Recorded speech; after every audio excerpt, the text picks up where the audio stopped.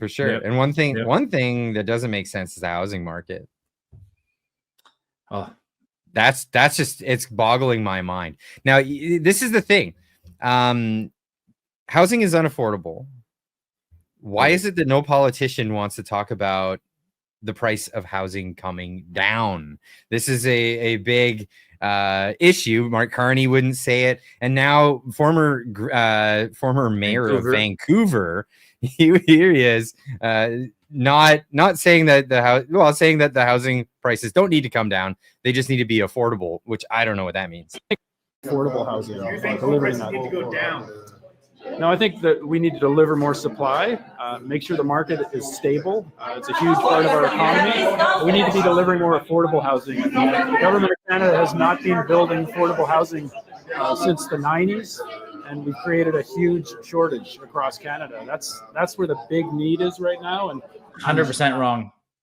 100% wrong. So I just wanted to go over this one. Okay, so housing. Couple of things. Okay, well, so what's cheaper than a house's price that's coming down? Say that again. Well, what's cheaper than a house that's price has come down?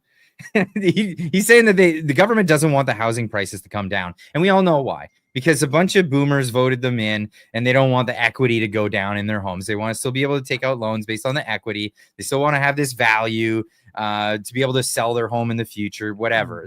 They're going to get capital gains from them at some point. And I honestly think they don't want us living in homes, because when you live in a home, you own a chunk of real estate or land, and you're less dependent on anybody else. I mean, it's one of the most empowering things you can do is own a chunk of land and own your own house. And so the government doesn't want you to own a chunk of land. It's one of the things, but I mean, yeah, broadly speaking, we talked about this. 20% of Canada's GDP, like the largest contributing sector to our GDP, is real estate and financials. It's insane. In the country that is absolutely resource rich like we are, but we don't want to develop our resources. Oil is bad. Uranium's bad. Cutting trees is bad. We stopped doing all those great things, but then we had to find something else to prop up our economy so we could claim we're in the G7. So what's left? We have this false economy based on real estate. And so that's the first part. They don't want the prices coming down. But and when he says it's only about supply and demand, it's not about affordability, bullshit. I looked at it last week. You just go to realestate.ca, the most common app for buying and selling homes. There's 269,000 homes for sale right now in Canada at any given time, but they're not selling. Why? They're too expensive. Well, here's the thing. So like what are the biggest markets in Canada? Toronto, Vancouver. They're sitting there with empty places that just cannot sell. And most of them condos, because they went into building affordable condos. This is what they did. People wanted to move to the cities. They wanted to live in the cities. And they're doing exactly what Gregor Robertson is talking about. Build affordable homes. Well, guess what? Nobody wants to live in a shoebox. Nobody wants to live in a shoebox. They don't want to pay the price that are listed for these shoeboxes. You can't build them for any cheaper, because the price of all of the things and the regulation and all of this stuff costs a fortune. So nobody's buying new. You could build something that's cheaper, but that's going to be hard. Or you can let the market correct itself and have a crash and have all the prices come down.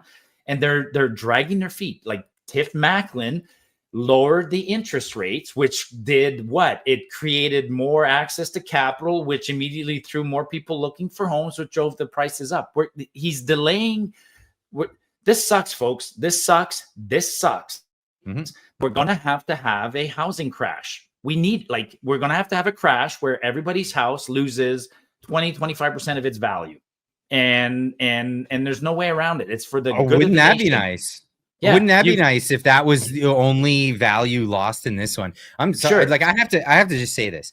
They've been kicking the can down the road so far and doing every measure that they can to prolong and push off the inevitable of a housing bubble, that they're now getting in the territory of destroying the entire economy based on how leveraged our economy is. Our housing represents nearly 40% of Canada's GDP. If Canada's GDP, if 40% of it went down by 20%, it's not going to go down by 20%, Marty. If it crashes, imagine all those extra homes that were built during this big boom period. All of those condos hit the market. How far do you think the bottom is on a market like that? If everybody floods into the market and says, I got to get rid of this, I got to get out of here and get into the rental market. I mean, we have a recent example in history in the United States in 2008 when their housing market crashed, and it was a 20% correction. I mean, it's not the end of the world, and they came back healthier and stronger. But in the areas where it was most affected, so it wasn't the entire economy across the whole board in the United States. It was specific pockets in different areas, and those areas, they went vacant. Some people actually decided in that time, and smartly, a lot of these people, they just said, I'm not paying my bills. They just stopped paying their bills, and they asked for the original, show me where I signed, and I have to owe money because they've been traded. And but I mean, we're splitting hairs here. It has to happen. I mean, the extent to which it happens, it's survivable, and we recover from it. It happened in 1980 in Alberta here. My mother cried for 6 months when we sold our house. Like that's my memory as a kid, was my mom crying for 6 whole months because there was a crash. We sold the house and we had to downsize, and my mom cried for 6 months. And it's going to happen again at some point. Like I say this to boomers, like, do you seriously think that, you bought a house for $75,000 30 years ago and it's worth $2 million? Like, that's mathematically, that's insane. That means that your house appreciated by like 5% year over. This is why I say 35 years. It can't be 20% if it went from 75 to 2 million, Marty. It has to drop. I'm hoping it's only 20. If it's 30 or 40, even if it's 50, it's still, if somebody's depending on their real estate, on their house as their only savings, you better sell your house soon, because that correction's happening. That's all I'll say. The correction's going to happen. I mean, even today, yesterday, the Bank of Canada, the inflation numbers came out yesterday. And the Bank of Canada and the government of Canada tried to downplay inflation. Inflation, you know how they play this game every month, right? Every month they subtract something from core inflation because something went down more than expected. Well, fuel went down this month because they canceled the carbon tax, right? So fuel put that right on the top. Yeah. So there's like, so inflation's 1.7, but if you discount the fuel, inflation's 2.9. 2.9, man. That's right back up into the upper end of TIF of their guidelines, and it's going back up. And again, it's predictable. This happened in 1980. So if we don't curb inflation again, and the talk today, nobody wanted to talk about it, but next week, Tiff Macklin has no choice, man. He can't lower interest rates. He can't. Like, we have a pill to swallow somewhere, folks. We have to swallow that pill. I'm literally talking as a member of, as a public service announcement to anybody who wants to listen to right now. We need a correction. And the longer we wait, the more painful that correction is. Like, there's no so bad. There's no easy answer. There's nothing we can do to make this less painful. Oh, sorry. We can make it less painful, but it's going to be painful. Thanks for tuning in. This is actually a smaller clip from a larger conversation that took place on the channel. If you want to check that out, the link will be in the description down below. We'll see you in the next one. Keep on trucking.